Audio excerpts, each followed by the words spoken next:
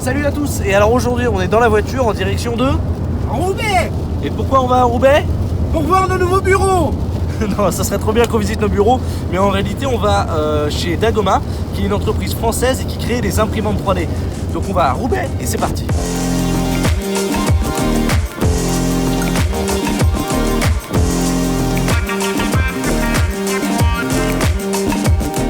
Vous voulez savoir où va l'argent des abonnés?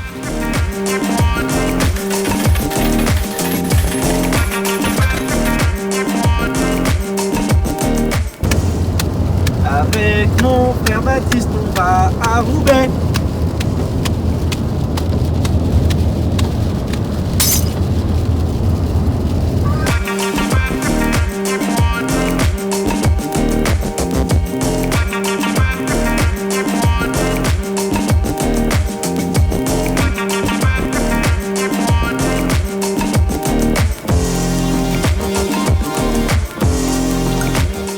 Salut à tous, alors aujourd'hui on est chez Dagoma pour quelque chose d'un petit peu particulier, Bat.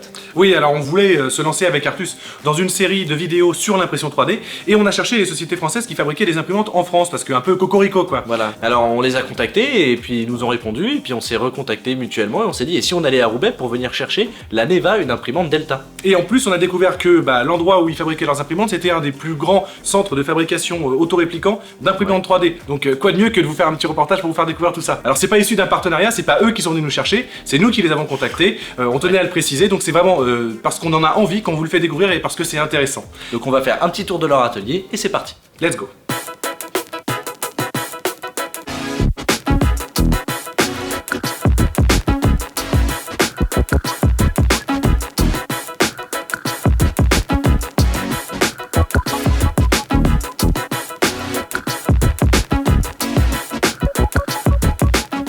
C'est écrit Dagoma là, vous voyez sur le mur. Dagoma, les deux cofondateurs se sont rencontrés à Shanghai.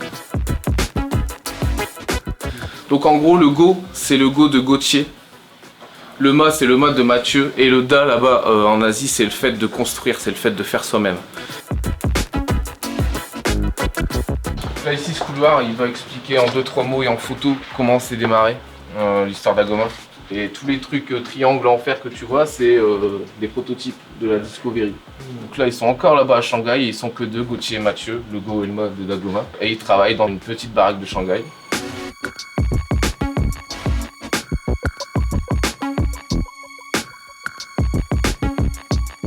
Salut Gauthier. Salut. Alors du coup on a eu un petit peu ton histoire, est-ce que tu peux nous la résumer une nouvelle fois rapidement et à ta façon? Il y a 4 ans et demi, avec Matt, on a envie de lancer un vélo pliant, on a envie de lancer un truc dans la tech.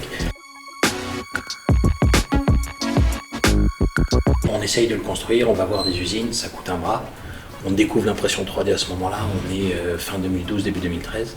Et on se dit mais en fait, c'est pas le vélo qu'on veut faire, c'est le truc qui nous a permis de faire le vélo, Ouais. c'est une machine de folie et on commence à bricoler un peu, à réparer 2-3 trucs. Et puis après c'est 1 an et demi de dev en mode, tu sais, soir et week-end et dans le garage. Mode startup, on reviendra dessus d'ailleurs parce que justement toute cette ambiance startup c'est très intéressant. Ouais.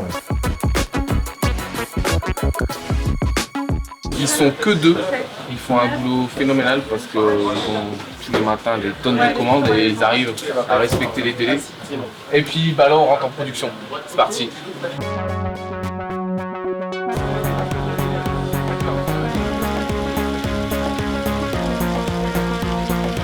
Bon donc du coup ici, en fait ce qui se passe concrètement c'est que vous imprimez les pièces des imprimantes que vous vendez avec les imprimantes que vous vendez. Ouais, c'est Sur fou certaines hein, pièces. ça rend fou, je sais. Je vois que les impressions sont, en tout cas elles sont hyper belles, c'est hyper calibré, très très loin de ce qu'on a sur certains standards qu'on peut trouver sur internet à bas coût.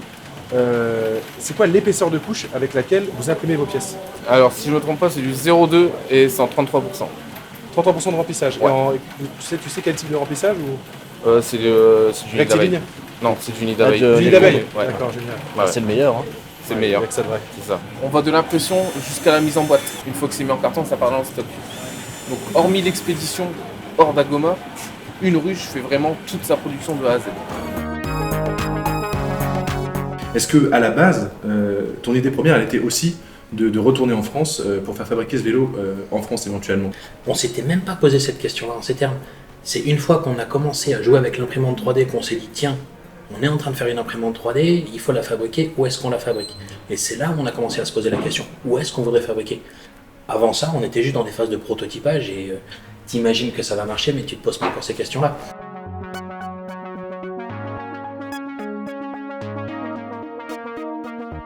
Une petite zone de stock qui cache la partie R&D, la partie labo. La petite zone laboratoire secret, zone 51. Ils ont ça comme ça. Où très peu de monde peut aller faire un tour. Ouais.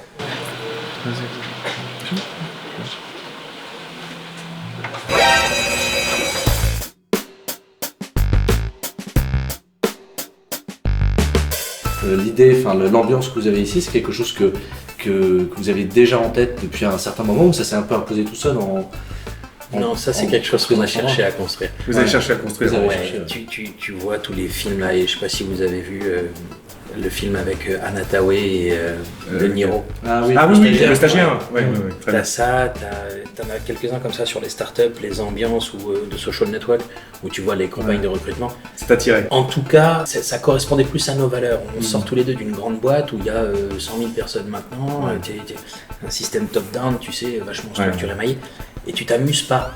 Tu fais ton travail, c'est cool, et c'est des bonnes valeurs, c'est des valeurs humaines, mais tu t'amuses pas, t'as pas des nerfs, t'as pas des skateboards, tu vas pas commencer à déconner, tu vas pas te poser la question de viens les gars, on se prend une pizza et puis on se fait une nocturne. Et... Ce qui sous-entend que vous avez des nerfs. on a un peu de matos.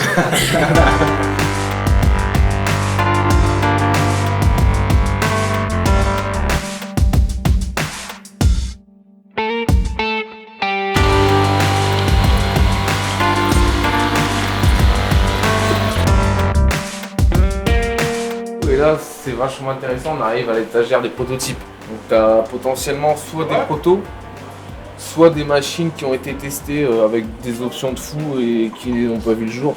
Tu as des machines un peu farfelues comme ça, qui est un mélange d'impression 3D, de profilé.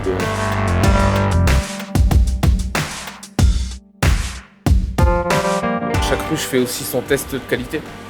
Et là, en fait, ce qu'elle imprime, le plateau là, c'est le dernier test qualité avant le départ chez le client. Chaque ruche récupère son SAV. Et pour ça, on doit juste imprimer des pièces qui font plus de 5 heures pour voir si la machine a bien été réparée.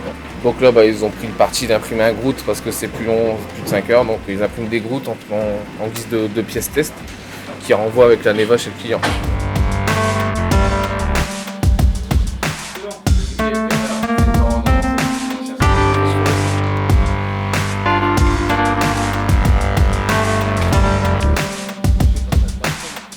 Donc ici, il n'y a pas de machine, c'est notre showroom, c'est plus une mise en situation de l'impression 3D. On essaye de montrer comment l'impression 3D prend une place évidente et quotidienne dans un salon, une salle à manger, une chambre d'enfant. Derrière toi, tu as une chaise complètement imprimée en 3D. Une chaise imprimée en 3D, les gars. Est-ce que c'est une idée pour la chaîne ou pas? Est-ce que vous voulez qu'on fasse une chaise imprimée en 3D? Dites-le nous dans les commentaires. Est-ce que vous voulez qu'on fasse un chapeau? Un chapeau imprimé en 3D. Dites-le dans les commentaires. Et si vous retournez, ça c'est à vous. Petite Dagoma? Voilà, la Neva. On va repeindre tout l'atelier en impression 3D. C'est super. Donc là, c'est plug and play, on la C'est déballe. plug and play, tu la déballes. Non, mais franchement, super. Aujourd'hui, cette machine-là, elle est ultra canon. Sur le choix des fichiers, on est en train de travailler la question de comment est-ce que tu fais pour lancer encore plus facilement la machine. Là, tu as 0 réglage, mais tu as encore un peu d'utilisation de l'ordi. Comment on pourrait faciliter encore plus le truc? Est-ce qu'il y a un avenir chez Dago par rapport aux machines? Ouais, plein. Tu verrais la liste des idées. J'imagine que vous, c'est la même chose sur les projets que vous avez. Elle est longue. Bah on aimerait bien voir le labo fermé. La zone 51, moi, elle me picote un peu. Je sais pas de quoi on parle, mais, mais fondamentalement, ouais, là-dedans, il y a des trucs qui sont très très magiques. Bah écoute, voilà, c'est une parfaite conclusion. Nous, on a été très très heureux de pouvoir filmer. Je te le dis honnêtement, tu sais, c'est nous qui t'avons contacté en plus par l'intermédiaire de Steve. Et ça nous a vraiment fait plaisir d'être reçus. Et voilà, donc merci félicitations à vous. Merci Ouais. beaucoup. Humblement.